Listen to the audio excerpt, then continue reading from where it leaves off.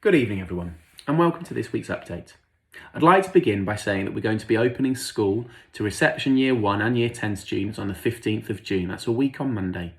Initially, we'll be opening for 1 day a week for the students, and each student will be allocated a different day. This is because we want to create bubbles for students to work in and for staff to work in, which would mean that the cross-contamination is limited. And therefore that if someone were to get an infection in one of the bubbles, just that bubble would self-isolate for 14 days rather than the whole school. We'll review our primary provision and we will see whether or not we can increase the frequency we see the children in reception in Year 1 as we go through this. But for secondary, Year 10s will only be in 1 day a week. We'll be open on Monday, Tuesday, Wednesday and Thursday, which means on Friday we'll be able to do a deep clean of both phases and both sites to ensure that it's clean and sterile for the following Monday. Over this week, we'll be sending more information out. We'll be sending a survey out to get your latest feelings about whether or not you'll be sending your child back to school. And we appreciate this is a really tough decision. As you know, I have children myself. I'll be sending my children back. My daughter starts on Wednesday. My little girl is going back to nursery on Monday. So I understand the challenges and the dilemmas you must face as parents. But please be rest assured that we've made the building as safe as we possibly can. We've installed new wash facilities, instigated one-way systems. We've removed furniture from classrooms to support social distancing. We've marked out the entire buildings with stickers and with signage to be able to support students and staff with that. And obviously, that's our biggest priority. This week, I'll also be sending out the risk assessment for you to have a look at so that you're able to see the different measures we've put in place. Obviously, all of this is about student and staff safety, and that's our most important thing.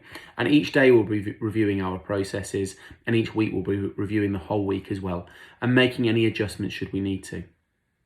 The day will consist for Year 10s of English, Maths and Science in the morning, with a session of humanities and an option session, and finally ending with English, Maths and Science lesson as well. This means we'll start at 8 o'clock and students should be expected in for 8 o'clock. We'll open the gate and they'll need to be in by 8:15. We'll be closing the gate at 8:20 and won't be opening it again. So if a student is late, they'll have to go home again.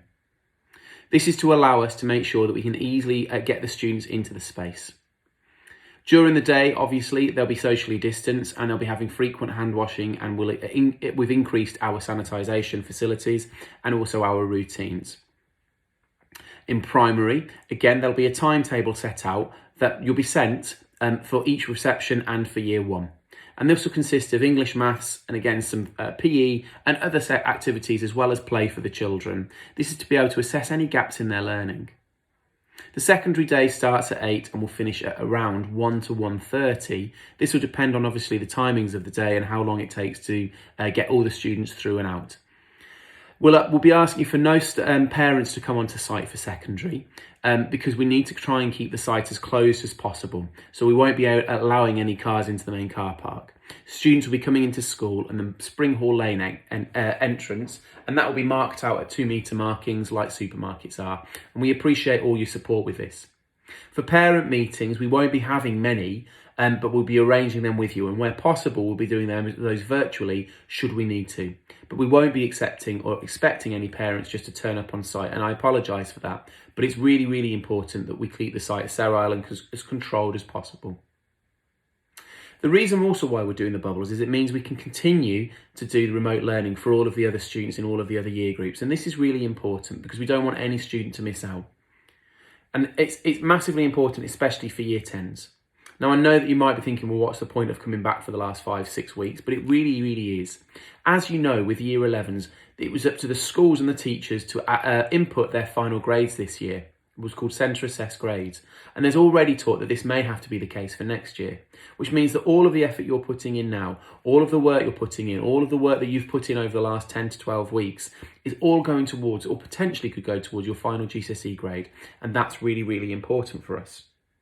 So over the next week, we'll be sending out lots of information. So please do check your emails. On Monday or Tuesday, we'll be sending out a survey to you to find out whether or not you want to send your children into school. And as I say, that is a nervy thing. So please do respond to that and please give us enough indication of that so we can start making plans. We'll also be sending out more information for you to have a look at. As always, school, we're there for you if you have any questions. And as I say, the heart of everything is about making sure the school is as safe for you, for your students, for your children, and for the staff as possible. I can't wait to see you all reception year 1 and year 10, and I shall speak again next week. Take care.